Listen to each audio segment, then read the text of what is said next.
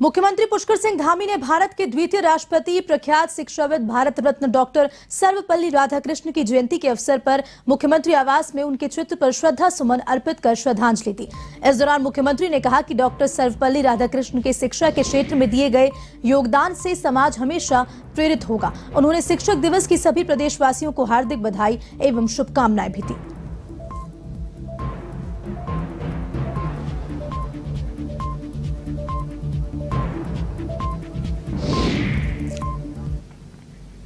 खबर कोटद्वार से है, जहां विधानसभा अध्यक्ष ऋतु खंडूड़ी भूषण ने नींबू चौड़ के क्षतिग्रस्त सुखेरा पुल का निरीक्षण किया। इस दौरान विधानसभा अध्यक्ष ने अधिकारियों को जल्द से जल्द सुखरो पुल का दुरुस्त किए जाने के निर्देश दिए और बता दें कि विगत दिनों भारी बारिश से सुखरो नदी में बने 385 मीटर स्पान के नींबू चौड़ मोटर पुल का एक पिलर धंस गया था, जिसके धंसने से ही पुल भी 2 इंच नीचे हो गया, जिस कारण पुल पर आवाजाही रोक दी गई। ऐसे में कोटद्वार भाबर क्षेत्र का कोटद्वार बाजार से संपर्क टूट गया। हेलो मिस्टर चंद्रा, कैसी होना है? अभी तक हुआ थोड़ा सा वो नीचे हुआ है, उसको देखने आई हूँ और इसमें 2-3 दिन पहले ही हम लोगों ने इसको संज्ञान में ले लिया था और एग्जीक्यूटिव इंजीनियर और एसडीएम से को निर्देश दे चुके थे कि इस पर कार्रवाई तुरंत की जाए और एक्सपर्ट टीम नोएडा से आ चुकी है। उन्होंने एक मेथड बताया है जिससे कि पुल को हम दोबारा से उसको फिर लिफ्ट करेंगे, तो उस पर काम चल रहा है। उनको बोला गया है जल्द से जल्द इस चीज़ को करें, साथ ही साथ प्रोटेक्शन इसका हम करेंगे ही और जो रिवर ट्रेनिंग होनी है उसका भी निर्देश एसडीएम साहब को दे दिया गया है कि फ्यूचर में पानी की वजह से इस तरह की दिक्कत ना हो, पुल सेफ रहे, लोग सेफ रहें, इसके भी निर्देश दिए हैं और विद इन अ मंथ इस पे मुझे लगता है कि सब गाड़ियाँ छोटी बड़ी सब चल। उत्तराखंड विधानसभा अध्यक्ष ऋतु खंडूड़ी ने कनाडा और दिल्ली दौरे से लौटते ही बैकडोर भर्तियों को लेकर प्रेस कॉन्फ्रेंस आयोजित की, जिसमें उन्होंने मामले की जांच के लिए 3 सदस्यीय समिति का गठन किया। समिति में रिटायर्ड आईएएस दिलीप कोटिया, सुरेश सिंह रावत शामिल किए गए। आपको बता दें कि कमेटी के 1 महीने बाद में रिपोर्ट सौंपी जाएगी। इसके साथ ही ऋतु खंडूड़ी ने विधानसभा सचिव को जांच होने तक छुट्टी पर भेज दिया है। वहीं भर्ती मामले पर कांग्रेस बीजेपी पर लगातार आरोप लगा रही है। वहीं यूकेडी ने कहा कि कांग्रेस और बीजेपी दोनों के कार्यकाल में इस तरह के घोटाले हुए हैं।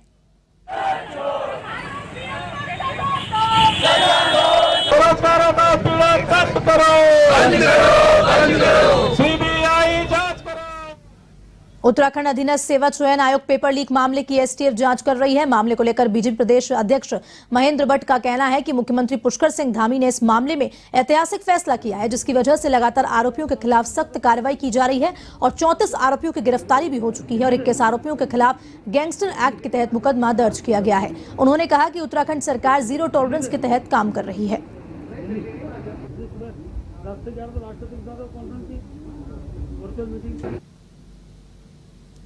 कल से सभी वार्डों के जो हमारे कार्यकर्ता दावेदारी कर रहे हैं, उनसे दावेदारी के आवेदन वो ले रहे हैं। आज सायं 5 बजे तक आवेदन आ जाएंगे।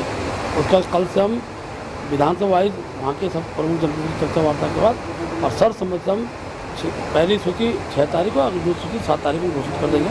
हम सभी जिला पंचायतों। उत्तराखंड के हरिद्वार जनपद में होने वाले त्रिस्तरीय पंचायत चुनाव का बिगुल बज चुका है। अब सभी पार्टियों ने प्रत्याशियों के चयन को लेकर कवायद शुरू कर दी है। वहीं भारतीय जनता पार्टी के प्रदेश अध्यक्ष महेंद्र भट्ट ने इस संबंध में जानकारी देते हुए बताया कि हरिद्वार पहुंचे पंचायत चुनाव को लेकर प्रदेश पदाधिकारियों की टोली बनाकर हरिद्वार भेजा गया है, जो जिले का भ्रमण करेगी और प्रत्याशियों के चयन को लेकर अपनी रिपोर्ट प्रदेश संगठन को सौंपेगी। बता दें कि हरिद्वार में होने वाले पंचायत चुनाव में नामांकन भरने की प्रक्रिया 6 सितंबर से 8 सितंबर तक चलेगी और 26 सितंबर को मतदान होगा और वहीं 28 सितंबर को मतगणना होगी।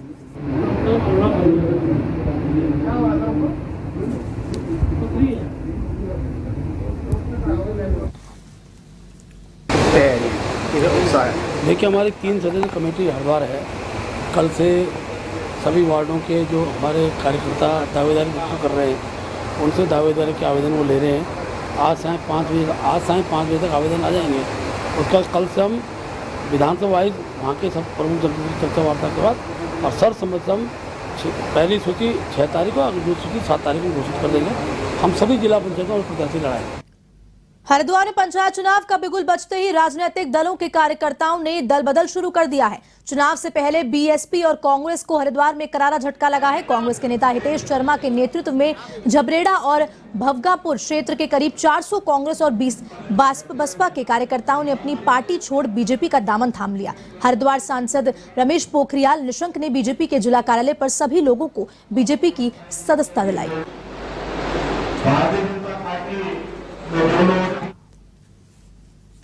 सैकड़ों कार्यकर्ता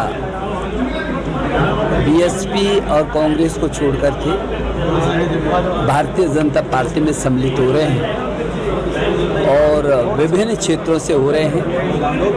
भारतीय जनता पार्टी में जुड़ने के लिए जिस तरीके से पूरे हरिद्वार में एक लहर आई हुई है, ये इस बात का प्रमाण है कि हमारी केंद्र की सरकार और हमारे राज्य की सरकार बहुत ताकत के साथ काम कर रही है और भारतीय जनता पार्टी का कोई विकल्प देश के अंदर नहीं है, जिस क्षेत्र में नहीं है। हरिद्वार में पंचायत चुनाव के प्रत्याशियों की घोषणा को लेकर भारतीय जनता पार्टी ने 3 सदस्यीय कमेटी का गठन किया है। कमेटी में राजपुर भाजपा विधायक खजान दास, प्रदेश महामंत्री खिलेंद्र चौधरी और प्रदेश उपाध्यक्ष कुलदीप कुमार का नाम शामिल है। कमेटी के तीनों सदस्यों ने हरिद्वार स्थित बीजेपी के जिला कार्यालय पर चुनाव लड़ने के दावेदारों से आवेदन किए हैं और भाजपा कार्यकर्ताओं से सभी दावेदारों का फीडबैक भी लिया है। इस दौरान विधायक खजान दास ने बताया कि सभी आवेदन प्रदेश अध्यक्ष महेंद्र भट्ट को सौंपे जाएंगे और आवेदक के बैकग्राउंड को ध्यान में रखते हुए उससे पार्टी का प्रत्याशी घोषित किया जाएगा। विधायक खजान दास ने पंचायत चुनाव में भाजपा की भारी जीत का दावा किया। ये तो यही हैं।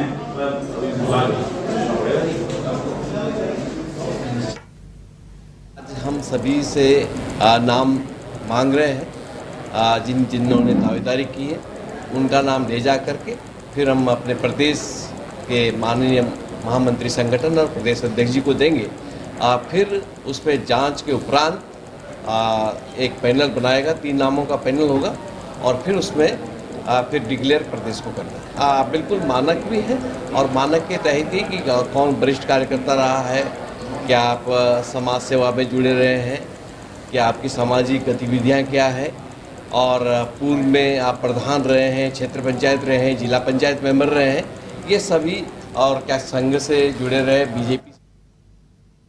हरिद्वार में होने वाले पंचायत चुनाव के लिए बीजेपी ने अपनी तैयारियां पूरी कर ली है। भाजपा के प्रदेश मीडिया प्रभारी मनवीर चौहान ने बताया कि पार्टी के कार्यकर्ता और पदाधिकारी पहले से ही जनसेवा में जुड़े हुए हैं, उसी सेवा का पार्टी को हमेशा लाभ मिलता है। उन्होंने आगे कहा कि हरिद्वार में पूरा पार्टी संगठन चुनाव के लिए पूर्ण रूप से तैयार है। उन्होंने ये भी कहा कि नामांकन से पहले ही पार्टी द्वारा जिला पंचायत के प्रत्याशियों की घोषणा कर दी जाएगी, जिसके लिए पार्टी के प्रदेश अध्यक्ष अलग अलग विधायकों समेत सांसदों से विचार विमर्श कर रहे हैं।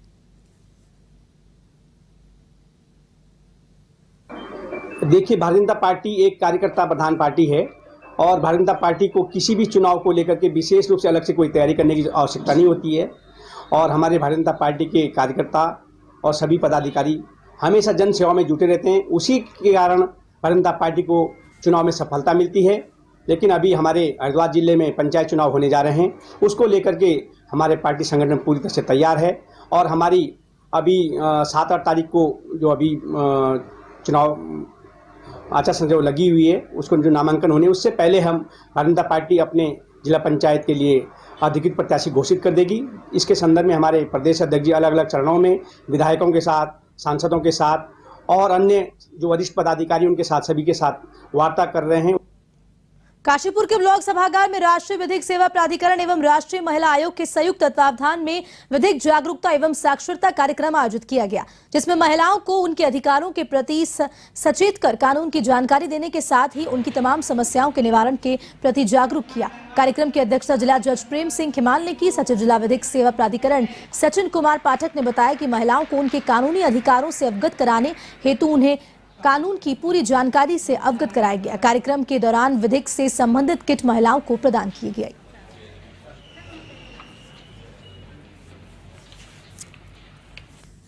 महिला आयोग और राष्ट्रीय विधिक सेवा प्राधिकरण की तरफ से संयुक्त रूप से महिला अधिकारों से संबंधित जो भी उनके कानून हैं, उनकी जानकारियां हैं, रोजमर्रा के आने वाले जीवन में उनकी क्या कठिनाइयां होती हैं, उन कठिनाइयों को कैसे उनसे दूर करेंगे, क्या प्रोविज़न है हमारे, क्या है, उनके दोनों के संयुक्त तत्वाधान में ये कार्यक्रम आयोजित किया गया है, जिससे महिलाओं की समस्त जानकारियाँ दी जाएगी। हमारे जनपद के जो माननीय जिला जनपद न्यायाधीश जो इस DLSA के चेयरमैन भी हैं, वो हैं यहाँ पे तहसील काशीपुर के जो समिति के अध्यक्ष हैं श्री सुबीर कुमार जी हैं, TLC के।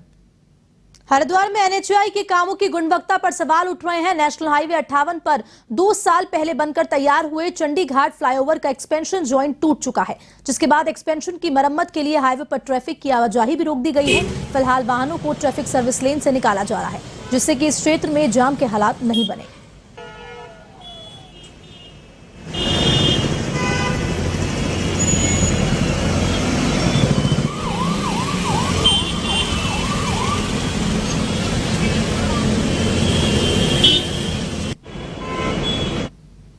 खबर पौड़ी से है, जहां भारतीय जनता पार्टी के जिला प्रचार मंत्री राम भक्ति लाल अपनी बेटी के शव के लिए दर दर भटकने को मजबूर हैं। जिनकी बेटी पुलिस विभाग में कांस्टेबल के पद पर तैनात थी, बीती 4 जून को बद्रीनाथ हाईवे के पागल नाला में हुई कार दुर्घटना के बाद लापता हो गई थी। इस संबंध में उनके द्वारा प्रदेश के CM से जल्द ही उनकी बेटी का पता लगाने की मांग की गई है।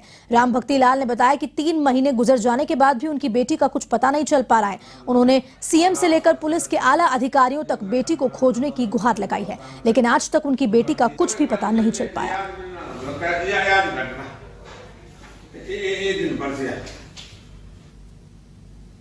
सर जी, मैं मुख्यमंत्री महोदय जी के पास तो गया था सर, तो उन्होंने मुझसे ये कहा था कि मतलब ये है कि तुमको क्या चाहिए।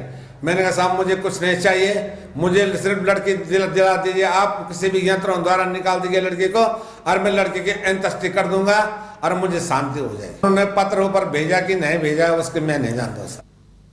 हरिद्वार में स्कूली बच्चे ट्रैफिक पुलिस के साथ ट्रैफिक कंट्रोल करते हुए नजर आ रहे हैं। दरअसल हरिद्वार पुलिस की ओर से 4 पब्लिक स्कूलों में 33 छात्रों को ट्रैफिक कंट्रोल की ट्रेनिंग दी जा रही है, जिसमें उन्हें यातायात नियमों की जानकारी देने के बाद प्रैक्टिकल ट्रेनिंग भी दी जा रही है। छात्र भी ट्रैफिक पुलिस की इस मुहिम में बढ़ चढ़कर भाग ले रहे हैं। हरिद्वार में होने वाले स्नान पर्वों पर अक्सर जाम की स्थिति बनती है। ऐसे में इन प्रशिक्षित छात्रों का ट्रैफिक कंट्रोल के लिए सहयोग लिया जाएगा।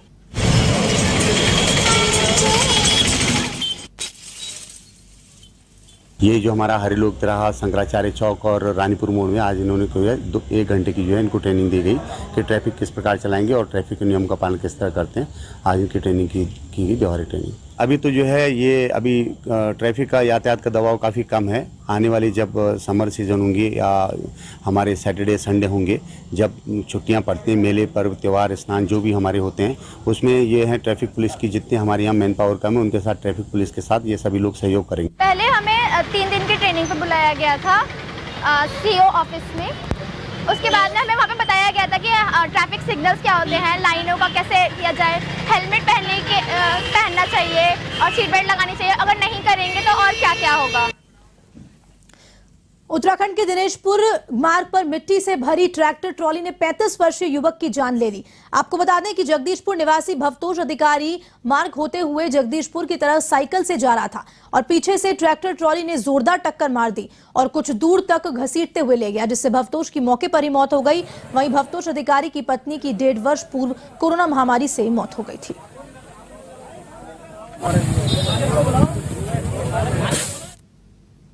ये अभी ये सूचना आई थी, 112 से सूचना मिली कि एक ट्रैक्टर ट्रॉली से एक व्यक्ति की एक्सीडेंट होने से मृत्यु हो गई है। तो उस सूचना पे हम लोग यहाँ पे आए थे और अभी पंचायतनामे की कार्रवाई चल रही है और पोस्टमार्टम के लिए इसे भेजा जाएगा और जो भी विधिक कार्रवाई इसमें होती है वो विधिक कार्रवाई इसमें की जाएगी। सोए हुए थे, एकदम जब आवाज आई भाग के उठे हैं, वो ट्रॉली निकल के आ गई थी उससे पार। उसने भाग के यहाँ खड़ी करी और उतर के उसको साइड करके फिर बैठ गया ट्रैक्टर पे और ट्रैक्टर मैं कह रहा हूँ साइड पे लगा, साइड करते करते बैग घुमा के निकल गया, बस वहां से बलदेव के भट्टे से। किच्छा क्षेत्र में डैम किनारे फोटो खींचना युवक को महंगा पड़ गया। फोटो खींचने के दौरान युवक गहरे पानी में डूब गया। सूचना पर पहुंची किच्छा पुलिस ने ग्रामीण की मदद से 1 घंटे की मशक्कत के बाद युवक के शव को बाहर निकाला। वहीं युवक की मौत के बाद परिजनों में कोहराम मचा हुआ है।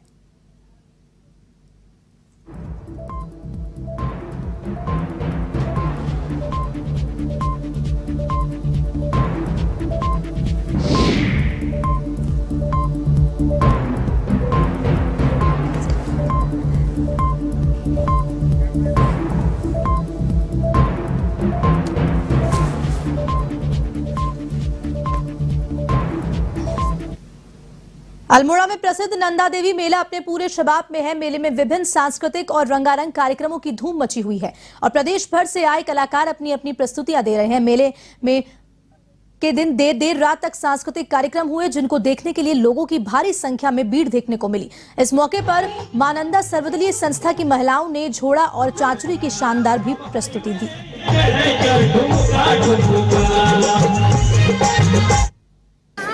देखिए, मां नंदा देवी का महोत्सव चल रहा है और लगातार 1 तारीख से लगातार सांस्कृतिक कार्यक्रम यहाँ पर हो रहे हैं। छोटे छोटे बाल कलाकारों से लेकर के बालिकाओं लेकर के और महिलाएं भी यहाँ पर अपनी संस्कृति को, जो लुप्त हुई संस्कृति हमारी है, उस संस्कृति को यहाँ पर बिखेर रही है ताकि हमारी आने वाली पीढ़ी को इसका ज्ञान हो और वो भी समझे और इसको करने के लिए आगे वो युगों तक हमारी ये संस्कृति चलती रही। नंदा देवी का ही मेला एक खासा महत्व इसी से जो है हमारी संस्कृति का पता चलता है। तो इसलिए लगातार यहाँ पर रंगारंग कार्यक्रम किए जा रहे हैं। झूड़े, चांचरी और सामूहिक लोक नृत्य, कई चीजें हमारी कुमाऊनी की जो।